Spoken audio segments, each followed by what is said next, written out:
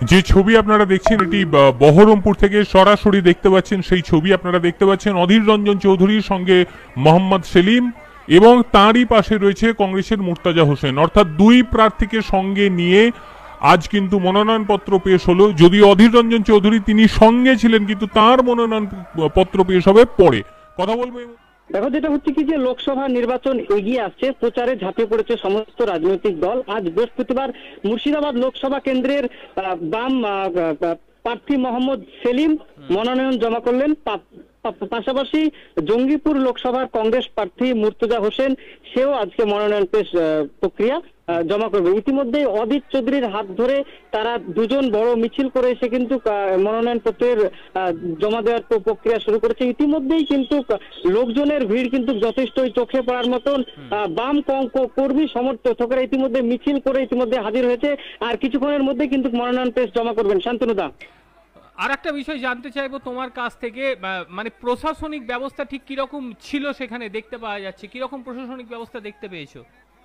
দেখো, যেটা হচ্ছে যে বহরমপুর টেক্সটাইল মোড় থেকেই পুলিশের কিন্তু কড়া নিরাপত্তা চারিদিক ঘিরে ফেলা রয়েছে এবং কড়া নিরাপত্তার মধ্যে দিয়ে কিন্তু মিছিল করে এসে মনোনয়ন প্রক্রিয়া যে জমা করবে তার কিন্তু প্রস্তুতি শুরু হয়েছে। ইতিমধ্যে কিন্তু আরেকটা বিষয় হচ্ছে তীব্র রোদ, সেই তীব্র রোদকে উপেক্ষা করে এই কর্মী সমর্থকেরা কিন্তু যথেষ্টই উচ্ছেদ তাদের মধ্যে লক্ষ্য করা যাচ্ছে। এটা হচ্ছে শান্তনুদা।